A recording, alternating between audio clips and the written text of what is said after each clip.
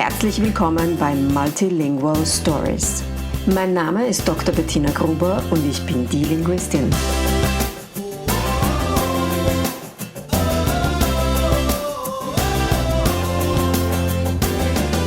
Ich unterstütze voller Begeisterung mehrsprachige Familien mit Herz und Verstand auf ihrem individuellen Weg, damit ihre Kinder alle Familiensprachen erfolgreich und mit Leichtigkeit lernen können. In meinem Podcast bekommst du sehr persönliche Geschichten von Mehrsprachigkeit aus der ganzen Welt zu hören. Lehn dich zurück und lass dich inspirieren.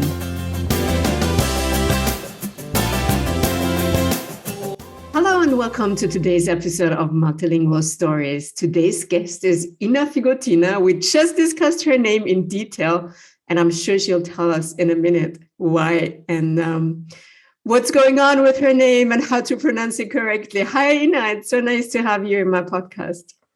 Hello. Thank you so much for inviting me to speak with you today. Like you said, my name is Ina Figotina, but I typically go by Figotina because I find that it's easier for especially people in Canada, that is where I live, to pronounce it as Figotina. Yeah, I love that. And I love that it rhymes. And you did write a children's book, so that also, that goes well with the rhyme. But so where does the pronunciation come from originally? What's your background? Where are your roots? So I'm Russian. I was born in Moscow, Russia, and I immigrated to Canada when I was 7 years old. And I've lived in Canada for over 20 years. And my book that you mentioned is all about my journey to becoming trilingual. So I speak 3 languages: Russian, English, and French. Tell us about your journey. So you grew up monolingually the first 7 years, is that correct? Yes. So that's right. What do you remember about coming to Canada? So before I immigrated to Canada, I faced my first challenge during my language learning journey when I was learning my mother tongue, which was Russian. So when I was born, I had a brain hemorrhage, and it impacted my speech development as a child. So when I was learning Russian, I really struggled with my speech, and my parents took me to a speech language pathologist who helped me to overcome my challenges when speaking Russian. And this is something that I mention in the book because this is not widely discussed because I feel like there is perhaps a stigma that exists about seeking help in particular, particularly in terms of speech development, and I think that it is so important to have this early intervention at an early age. I believe I was 4 years old when we started with the speech language pathologist, and even though I was young, I remember. I think about my sessions. I still remember the sessions that I had with her, and I think of her fondly because I remember I really enjoyed having the sessions, even though it was frustrating going through doing the exercises. For example, I really struggled rolling my R's.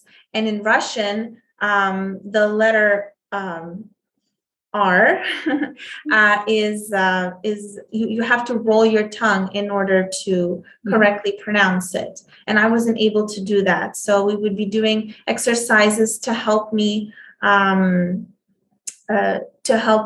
be able to do that. And so even though it was challenging and frustrating when I couldn't roll my R's, I still remember, though, that I enjoyed the time that I had the sessions with the speech language pathologist. And I still remember that first time when I was successful and I was able to do it. I just felt this overwhelming sense of pride and joy because I had worked so hard to with the specialists to be able to do it. So, and they knew for sure that this was connected to your brain hemorrhage? Yes. Yeah. Okay. All right. So, because you mentioned early intervention, there's something I would like to say in this case, or I feel like I need to add if people are listening. So, there's many reasons why people may seek a speech language therapist or pathologist. And 4 years is not really early intervention anymore, right? That's rather late actually already. Although with the particular challenge that you had, it's a great time to do that. But, in case you're listening right now and your child does experience challenges with the speech development, do not hesitate to contact professionals earlier than that, because early intervention can start as early as 2 years old. They can even work with children younger than 2 years, but usually they start around the age where children actually start talking around 2 years of age. So if you listen to this and you think, you were struggling or you're wondering whether you should or shouldn't, just go and do it and have your kid checked out, even if your kid is as young as 2 years old, maybe. Because, in the best case scenario, they send you home and say, everything's fine, don't worry. And otherwise they can help you. And as you mentioned, the sooner you intervene, the better long-term at the end of the day, right? Absolutely. And at the time that I started with the speech language pathologist, there were no plans for us to immigrate. And although I was intended to start in an English immersion school, so I would be learning English as my second language. Originally, the plan was for me to study it in Moscow as my second language. But after a few years, our family plans changed, and my parents decided to immigrate to Toronto, Canada. That is where I live to this day. And so I would unknowingly, I would be learning English as my second language, but I would be learning it immersed in an Anglophone speaking community in Toronto. And then not only would I be learning English as my second language, I would also start learning French as my third language at the same time, because I'm not sure if you knew, but in Canada, we have 2 official languages, and it is mandatory for children to learn French in school. So shortly after I immigrated, I started learning English right away. And then about 6 months later, French started for me at school as well. So it was quite a challenge that I faced, not only with the immigration and starting life over in a completely different country and on a different continent, but also in terms of this language acquisition that I had to do at the same time. What was the biggest challenge for you that you remember having? The biggest challenge, I would say, was not having anyone in my family speak English or French. Mm-hmm. So I really, it was really up to my teachers and additional supports that my parents got for me to guide me and to help me, because although my mom went to an English immersion school in Moscow when she was a child, so although she learned British English. Mm-hmm. So she did know English, but she wasn't very fluent. And my dad did not speak English at all. And nobody in my family speaks French, even to this day. To this day. So I'm the only trilingual person in the family. And I do want to mention, I have a very small family. I'm an only child, and it's just my parents and I. So I would say that was my biggest challenge, although my parents were extremely supportive of me learning all of these languages. They hired me a wonderful tutor who I was with for 5 years, who supported me at the same time that I was learning French at school. And I decided that I wanted to be a French teacher at a young age, and my parents were very supportive of that as well. They could see how much I loved learning languages, and that I had a passion for teaching and helping others in French class. So although they were extremely supportive, they could not support me in the actual language learning journey because they did not know the language themselves. So on the other side, I mean, the upside of the whole story, and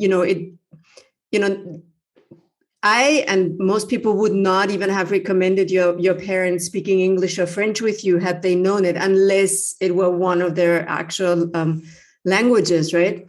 The absolute upside of the whole story is that your Russian must still be fluent. Yes, I am still fluent in Russian. And I have to say the order that I learned the languages, so first it was Russian, then English, then French, that also really helped me in my language learning journey because Russian has a lot of similarities to French, in particular with the grammar. And English and French have a lot of similarities as well. The alphabet, a lot of the vocabulary. So the order in which I learned the languages really helped me. But yes, I do speak Russian fluently. I can read and write in Russian as well. When did you learn that? Where did you learn? I learned it in Moscow. So in Russia still. The 7 years that I lived there. Yeah. All right. And it has helped that my parents are fluent in Russian, so we continue to speak Russian so that I don't forget. Because if you don't use it, you lose it. It's very true what they say. Yes. So to a slightly more serious topic, but I had this issue with clients in Europe, Russian-speaking clients in Europe, who found it difficult after the war started in the Ukraine. They found it difficult to speak Russian with their children on the streets because they were facing quite a few, or were also afraid of discrimination and being looked at and being judged. Did you experience anything like that in Toronto as well? So when I immigrated to Toronto... Now, yeah. Personally, I haven't experienced this in Toronto, but I could see why this. So this hasn't affected you, all right? But no, not me personally. Okay, that's great. Yeah, I work with a lot of parents, and then they want to pass on Russian to their children, and then they are hesitant. And they started, I started getting a lot of messages all of a sudden of Russian parents in Europe asking me, what am I going to do now? Can I still speak Russian with my child? So I was curious how you experienced that over the past few months. Basically, it's not been that long. But I'm glad to hear that you did not face any of these issues. So you're a teacher, you're a French teacher. Who do you teach? I teach elementary age children. So this year I'm teaching grade 4 and 5. So they are 9, 10 years old, but I have taught all the way up to grade 8. So that would be around 14 years. And I really love what I do. I love teaching French. And you can see that clearly, if I chose to be a French teacher, I have a real love for the language, and I love sharing this love for the French language with my students. Cool. So tell us about your book. You wrote a book as part of your master's thesis, if I understand correctly. Did you know that I also offer one-on-one consultations and packages in English? If you are currently facing challenges in your multilingual family life, or if you simply don't know how to best include all your languages, just send me an email and tell me about your struggles. I promise you, you can overcome whatever hurdles you are facing. Just drop me a line and I will personally get back to you. I look forward to hearing from you.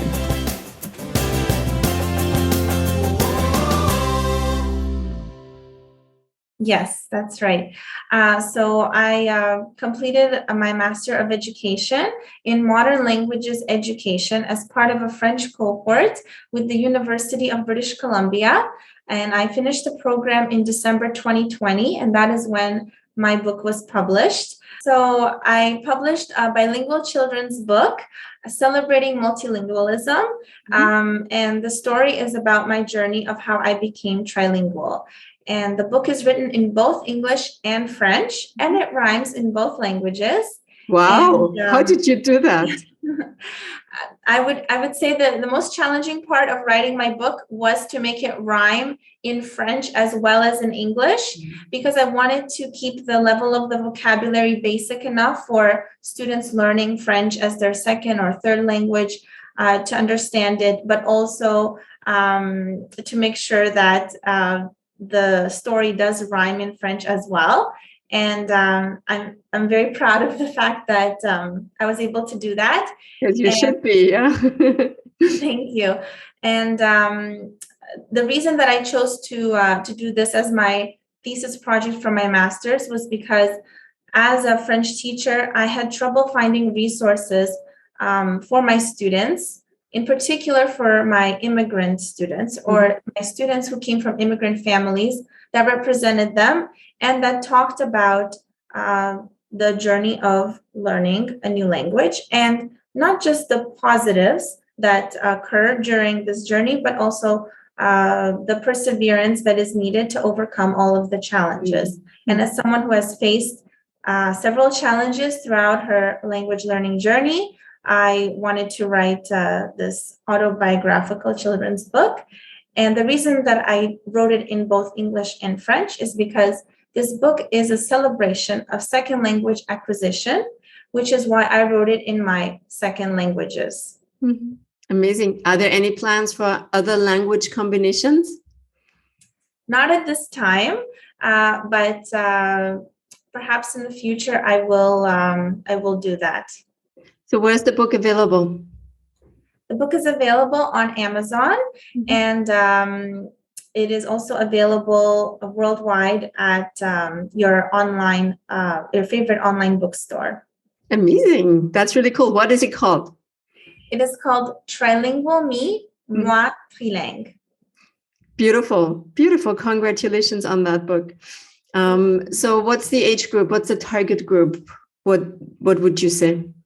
So because the book is bilingual, so it could be read by children anywhere from ages 4 up to 12, depending on where they are in their language learning process. So this is a great book to do as a read aloud in the classroom, and also for multilingual families to have it on their bookshelves at home to share it as an inspirational story of language learning with their children who they're raising to be multilingual. Amazing. Yeah, that's really nice. I see the book. So whoever's watching the video, and if you're not watching the video, you can find it on YouTube and then you can check out the book in the background. But we will, of course, share a link in the show notes of the podcast. So if you're interested in the book, just follow the link and you can see all the details. Amazing. Ina, is there anything that you would still like to share about your journey? Anything that you experienced that you think might be interesting to our listeners? Anything I haven't asked yet? I would like to share that based on what I went through, despite all of the challenges that you might face when raising your child to be multilingual, with perseverance and a positive mindset, it can be done. This is coming from someone who had trouble learning her first language, and now I am trilingual, and I am a teacher teaching in my third language and a bilingual children's author. So despite how frustrating the journey can be, it can be successful if you persevere. That's perfect. Absolutely perfect. I always say, if I were allowed to only share one single advice for parents, the one single advice I'd give would be never quit. Just do not stop talking, speaking, celebrating your language, including your culture. Just never stop. So yeah, that aligns very well with what you just said. That's beautiful. Thank you so much for your time today, Ina. And I wish you all the best for your book, and I hope that many people will now click on the link and check it out. Thank you so much. You're welcome. It was a pleasure.